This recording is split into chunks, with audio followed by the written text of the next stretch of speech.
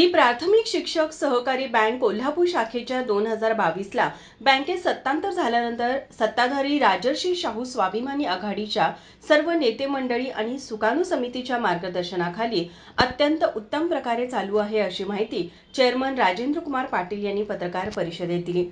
यावेळी vice chairman अमर वरुटे यांनी सभासदांच्या हितासाठी सुरू असलेल्या कामकाजात जाणीवपूर्वक अडथळे आणून आणि सभासदांच्या हक्काच्या डिव्हिडंड तसेच इतर लाभाच्या आड कुणी येत असेल किंवा विद्यमान संचालकांच्या मागे चौकशी लावणार असेल तर संचालक मंडळ अशा चौकशीला सामोरे जाण्यास सक्षम असल्याचं सांगितलं.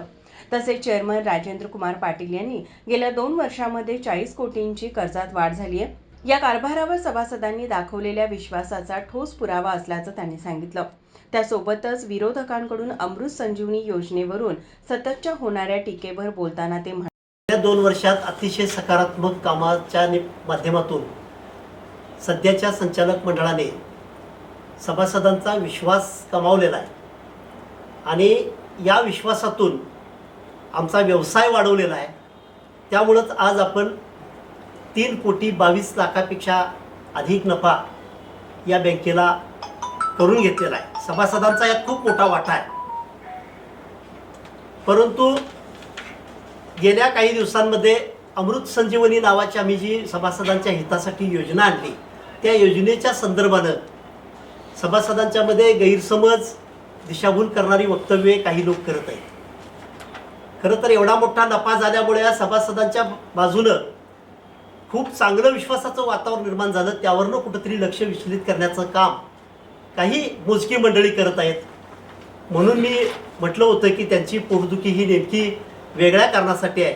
सभासद या नफ्यावर आणि संचालक मंडळाच्या कामावर खुश आहे आणि त्यामुळंच आमचा व्यवसाय वाढलाय, नफा वाढलाय. भविष्यामध्ये आम्ही 4 ते 5 कोटीचा नफा निश्चितपणे कमावून आमचं जो वचननामा आहे की सभासदांना 2 अंकी डिव्हिडंड, आपण 2 अंकी टक्क्याचा डिव्हिडंड देणार आहोत, ते उद्दिष्ट आम्ही निश्चितपणे पार पडणार आहोत आणि सभासदांशी आम्ही बांधील राहणार आहे.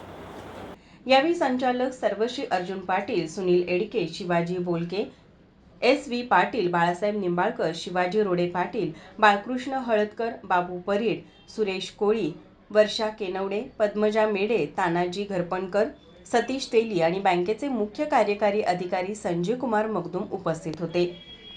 माझा महाराष्ट्र, कोल्हापूर.